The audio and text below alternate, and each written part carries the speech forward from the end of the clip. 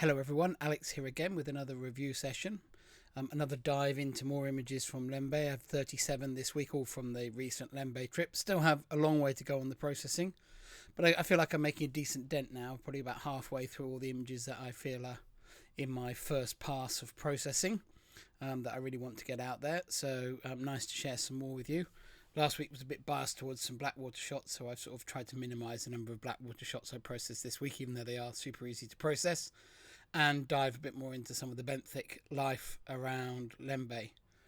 So, as always, I'll try and show you the pictures both like this and at full screen, so that you can see them both big and small, and we can zoom in to them as well. Let them sharpen up. I'll zoom back out. As always, it's worth watching these videos at high resolution full screen if you want to see the pictures properly, or if you just want to have a quick look. There's no problem watching them on your phone. And you can see the settings on the side. None of these pictures will be up on my website immediately. They'll probably be up in about a month's time, just because I've got travel coming up and that sort of thing.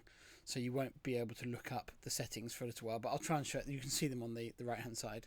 Certainly if you watch this full screen in high res 4K or full HD. Right, so the first picture is this male sand perch. Just a nice shallow depth of field portrait of one on the sand. It was just a particularly friendly individual. It wasn't what I went in the water wanting to shoot.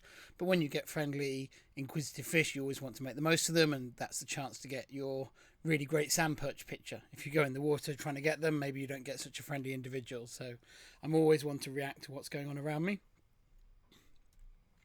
Next up, a very, very young, what I presume is a spine cheek anemone fish. I'm pretty certain it's a spine cheek anemone fish, but a very, very tiny young one, and just such amazing colours with the black almost all over its body, and then this almost day glow ring around the outside of it. Very cool little fish. Not the world's nicest anemone, but a nice little fish. Nice to photo, nice to shoot and process up. And there he is, just zoomed in, so you can see all his detail. Super sharp. Shot on f14, the depth of field is very limited, not because of the setting, but because he is so small. Next up, a reticulata nudibranch. This one was actually crawling on, you might see what it's crawling on looks a bit unusual. It was crawling across a old cap that was underwater and had been underwater clearly for a while. And the nudibranch was crawling over the mesh on the back of the cap. Typical sort of Lembeh, finding junk in the water and then finding animals living all over it. And this is a very cool nudie, and the cap being black was actually quite a nice subject matter for it to be crawling over. But I really like these reticulata nudies. Don't see them very much. They're big, they're colourful, they've got really nice structure to them. Nice and easy to shoot. Right. Next up is an EMWL shot of a flamboyant cuttlefish, a female flamboyant cuttlefish over the sand. Quite a nice colour on this one, actually. And this one was just cruising over the sand at Jahir, and gave the opportunity for a nice EMWL image. And not an EMWL shot. This is actually just shot with a 60mm macro, a painted frogfish hiding on this orange sponge, and it was absolutely lovely visibility. This was at Hairball site on the morning we took this, and I just remember it being so blue. The visibility in Lembeh is never particularly good, but when the tides are absolutely right, you can get one dive in a day that will have really lovely visibility. And if you track the tides, you can sort of predict when that will be on the different sites on the two sides of the straits. And we had this lovely visibility at Hairball that morning, and it gave the opportunity to really get that blue coming into the shot. So I put the wider lens on, the 60mm with the mini dome, and shot with, not the mini dome, with the curved port, and shot this sort of composition to try and get that lovely blue coming into the pictures. Another shot of our star performer, this Matoti octopus. Don't see Matotis very much, so great to get the opportunity to take lots of pictures of them. And I have quite a lot of pictures, both with the macro lenses and with the MWL still to process. But yeah, I'm really keen to process quite a lot of these, because maybe it'll be 2 or 3 trips to Lembeh where we don't see Matotis at all, and these pictures will have to keep me going through those leaner times with this particular species.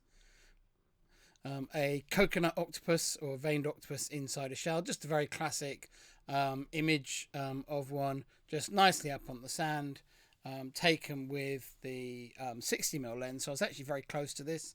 It looks like quite a tight crop, but it's actually a 60mm. Just move very close. And I do think that a lot of underwater photographers with full frame particularly, they get lazy and we just go in dive after dive with 100mm and 105mm or 90mm on the Sonys.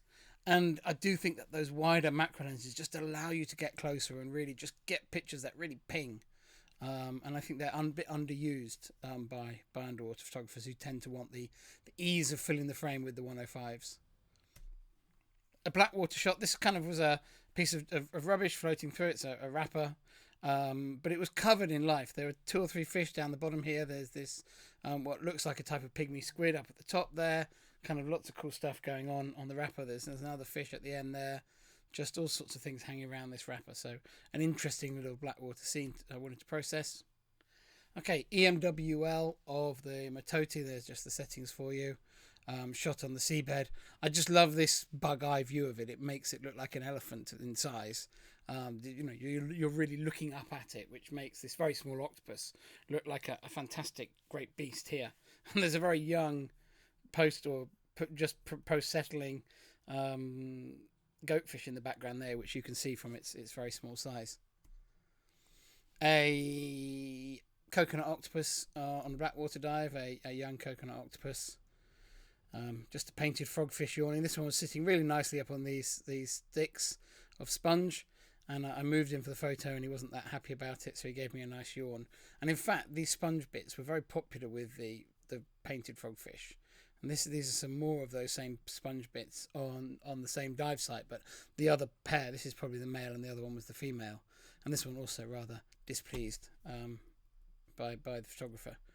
Right, there's a couple of these. This is a long exposure image of a juvenile harlequin sweetlips. Obviously, I photographed harlequin sweetlips many times with flash mixed with long exposure. And just to try something different, I tried some super arty long exposures of them, which I think maybe some of you will like them, but I suspect most people won't. That's one of them. And there's another one I tried a few days later, which is right at the end. I'll show you that one now because they're kind of best seen together. This one's kind of makes a really, really interesting pattern as it whizzes around in the image using there.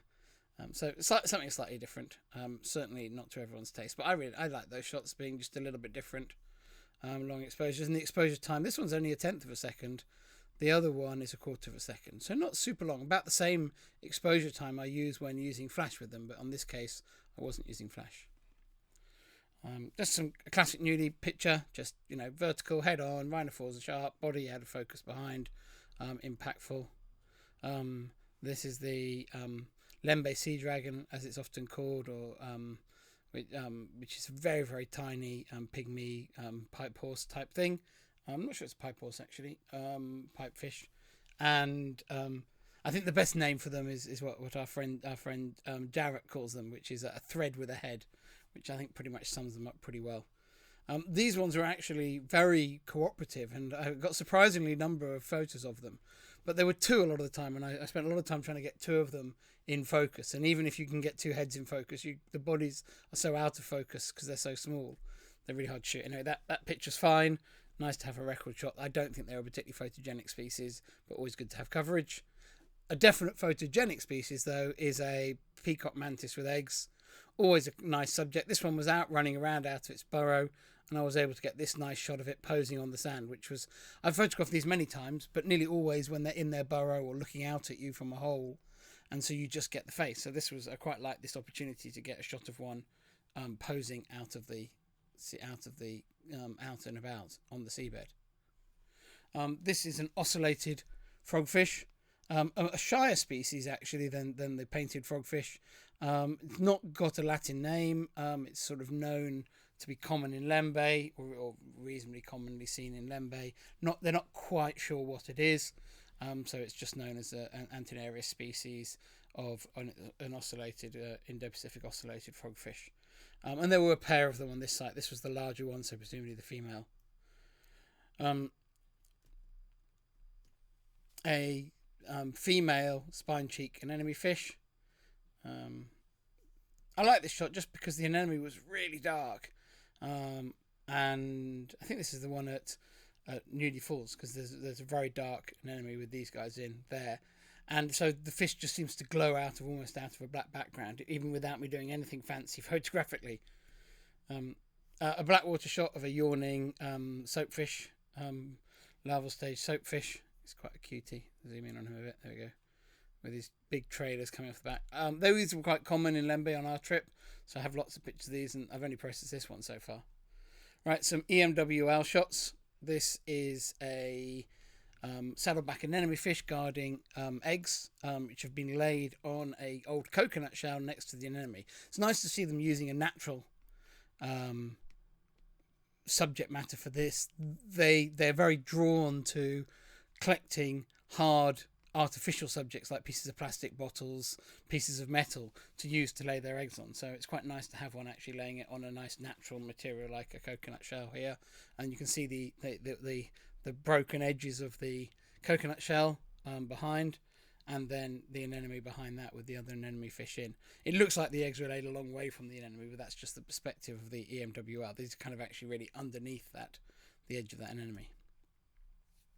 Another fish guarding eggs. This is I've forgotten the name of this little damselfish, and he'd laid his eggs inside this old tin. You can actually see the eggs here on the inside of the tin behind him, and he was frantically guarding them, and you can see the blur around his fin here as he was waggling his fins in displeasure at the photographer sneaking close. Fortunately with the MWL, because it's small, the fish don't get scared and run and hide away.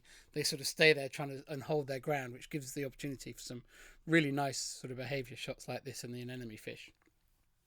And another EMWL shot of the Matoti octopus, and this was the bamboo tube that it was living in, and I just waited at the entrance and out he popped and showed off, and then off he went on his adventures. Again, very relaxed about being around the EMWL. In fact, this is the Matoti that ended up climbing on top of my EMWL and on top of my camera. I don't think I want to delete my picture. Right. Okay, a couple of EMWL anemone fish shots. These clownfish in anemone, shot with the MWL, and then a Coleman shrimp pair. This pair was very uneven, a very large female, very small male, and I took this picture with both of them in the picture. I like the symmetry of the female in this picture, but didn't want it just to be a simple symmetry shot. Actually kind of wanted the full pair in there, but with the focus really on this big colourful female, because they are such beautiful shrimps. It's really a celebration of that, this shot. The yawning painted frogfish sitting on those sponges again. I'm not best pleased with being photographed, so he's giving me a go away yawn. And a usagi costiella, the Shaun the Sheep. This is a very nice type of Shaun the Sheep, but very small. Really big face, really small body, great long ears flopping down. Really funny little guy, but yeah, really tiny. That one. A ocellated fillid slug or filidiella slug, ocellata, on a sponge, which is what they eat. I think this one actually might be doing its business in this picture here. I think that's the after effects of eating sponge coming out the back end there. You can see the rhinophores up the front there. Oops, sorry. Right. An anemone fish in a bleached anemone. I had a lot of bleached anemones on the recent trip to Raja, and in Lembeh there were some bleached anemones around. Actually, this one was only partially bleached, and I obviously wanted a photo of the bleached anemone, so I framed up an area of bleached anemone and waited for the fish to swim into that area. I guess that's the difficulty of photography is, we're always biased in what we show, so if I just showed this picture from Lembeh, everyone would think, oh my gosh, everything was bleached there, whereas there was some bleaching in Lembeh, but it was relatively minor. These anemones weren't even completely bleached, but my photo perhaps doesn't maybe say that so honestly. It looks like everywhere was bleached. A Matoti octopus, again, this is a different pair of Matotis. This is the pair we had mating. I still haven't got around to processing those mating shots. They're not as exciting as they sound. They were a bit more grab shotty, but I think there's something decent in there. And this is one of the Matotis. This was the female, actually, as we discovered from the mating, the slightly bigger one, and the one that the male was trying to mate with. and she was living at this time in this old tin of, I guess it's Nestle milk or something. They're quite common, these tins on the seabed in Indonesia.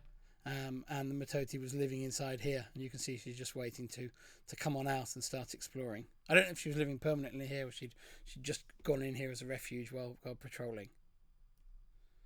And another Nestle tin on a different dive site now, but now being lived in by a saber-toothed blenny. So yeah, nice popular house.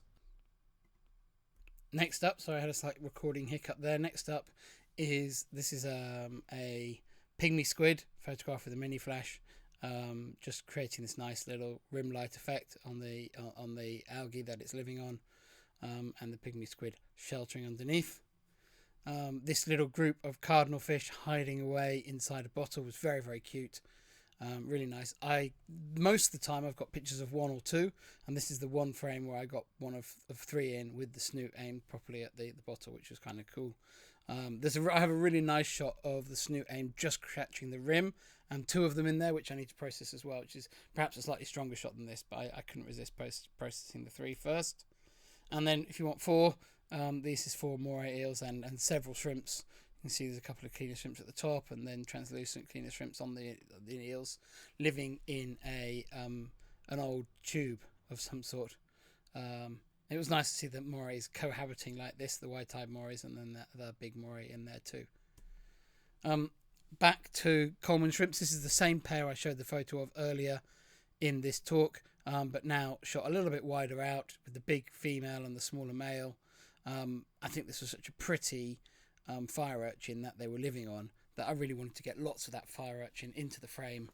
The big female dominating the composition, but there's so much more to see as you explore this picture with the spines, with the tube feet, with the smaller male, and I think this is a really interesting frame that really can captivate you for a long time.